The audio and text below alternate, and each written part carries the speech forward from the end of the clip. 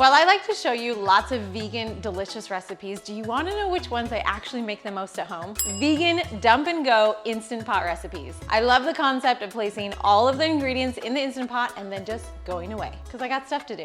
Let me show you how to make lemon poppy seed steel cut oats in your Instant Pot. Before you go to bed, you will take 1 cup of steel cut oats, 2 cups water, and then on top of that, you'll also add 1 cup of your favorite plant-based milk. I'm going to be using soy milk here. Then you'll want about 1/4 of a teaspoon of salt and 1/4 cup of your sweetener of choice. I'm just using regular sugar, but you can use coconut sugar or maple syrup, so 1/4 cup. You'll mix all that together and then cook so that it's ready right before you wake up in the morning. If your Instant Pot has this delay start option, you can delay the start of the cooking process to about 1/2 hour before you're waking up. However, if it doesn't have that option, you could always just do the slow cooker option instead and do it again for about 6 to 8 hours on low, slow cooking. Now, since I'm actually cooking it this morning and not the night before, I'm just gonna pressure cook it for 5 minutes on high. While the steel cut oats are cooking, or even just right before you go to bed, you'll want to zest 2 lemons and then juice them after they are zested. Make sure you do zest them though. This is where a lot of the lemon flavor comes from for the lemon poppy seed. Now that the lemons are zested, let's go ahead and get the juice out of them. So we'll just get the juice of these 2 lemons, add them to our little bowl. Now this recipe can be found in our spring meal guide, and it's very springy, really refreshing from all of this lemon flavor. To the lemon juice, you'll also add 1 teaspoon of vanilla.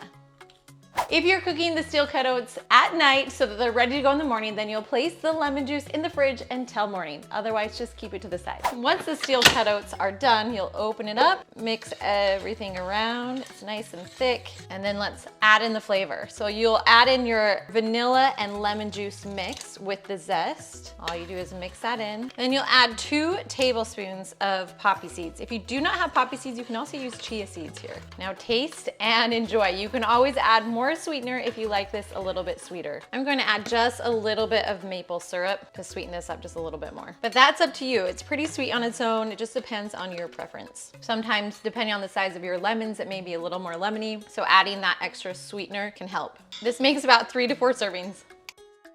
This breakfast will be a huge hit in your family, and similar to the muffins, it's more like dessert than actually breakfast.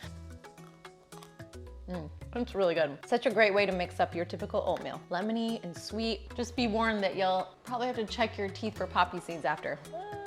Okay. Oh my goodness, okay. Next up, I'm gonna show you how to make red beans and rice. Now I make rice and beans a lot for dinner, but my kids sometimes get sick of the typical black beans or pinto beans, and this is a great way to mix it up. Now, unlike other recipes where you can kind of get away with not having to soak your beans, when it comes to red beans, like kidney beans, you definitely wanna soak them beforehand. These have been soaking overnight for about 8 hours.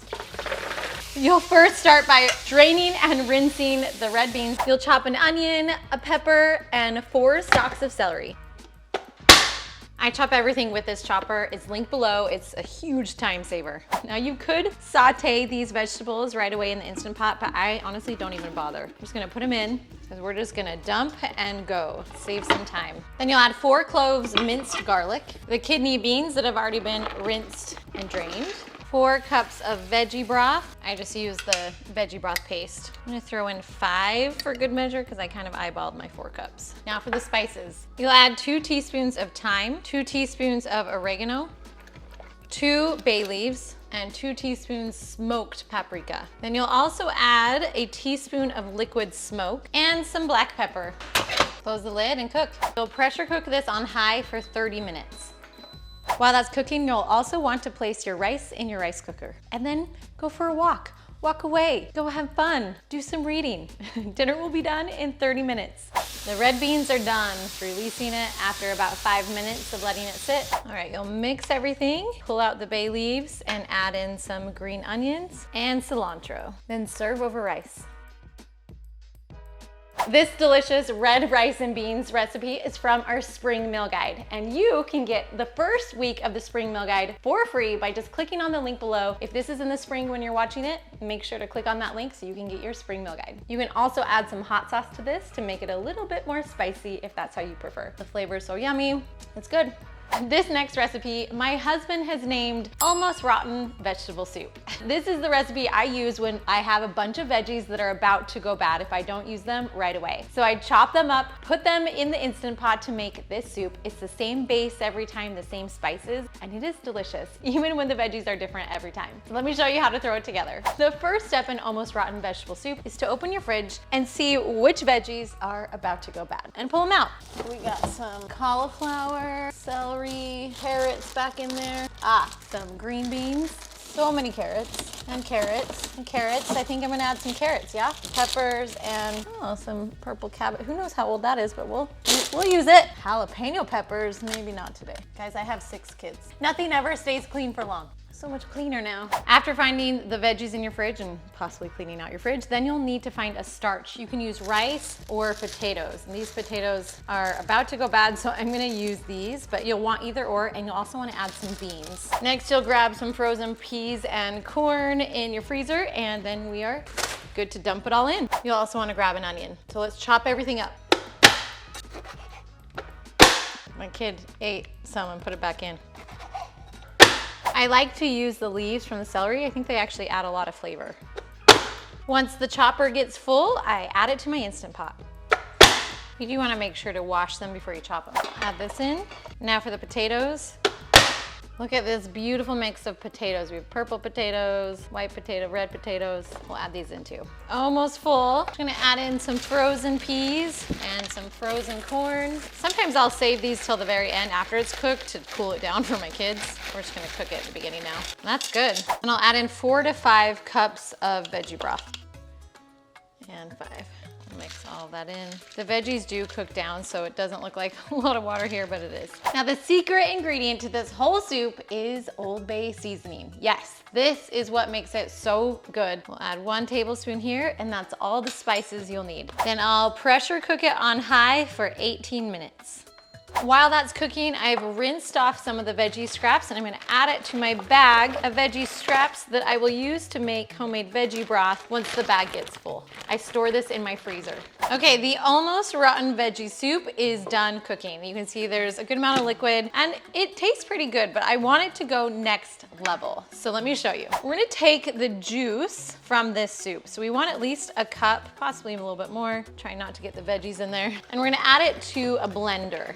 A little bit more juice without the veggies. Perfect, so you have a good amount of juice there. Then we'll take some cashews and add it to our blender. I'm gonna take 1 cup.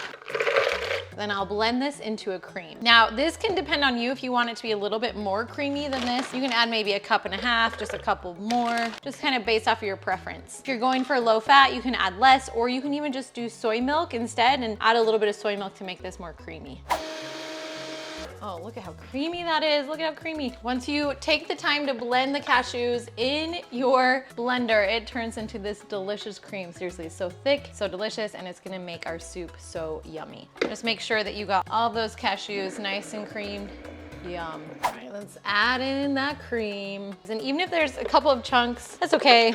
It's soup, it's pretty forgiving. It's important that you use the broth to cream everything. Otherwise, it can be too watery. If you just put in water, it loses a lot of the flavor. And now you have a creamy, delicious, almost rotten vegetable soup. If you taste it, you want a little more spice, you can even add some more Old Bay seasoning, kind of make this your own. So creamy, so yummy, look at that. I tasted this and it needs just a little bit of extra salt. I'm gonna add that in. Sometimes when you add the cashews, it kind of dulls the flavor a little bit. So taste, add salt and pepper as needed. Perfect, this is perfect. So good. You can seriously add anything to the soup and it always turns out fantastic. Like mushrooms, beans, anything else you could have added in, and it tastes really good. This is one of the easiest and most delicious soups you will ever make in the Instant Pot. And the perfect way to use those veggies that are about to go rotten. Yeah. If you love these dump and go Instant Pot recipes, I know you absolutely love our dump and go casserole recipes. So make sure to check those out as well.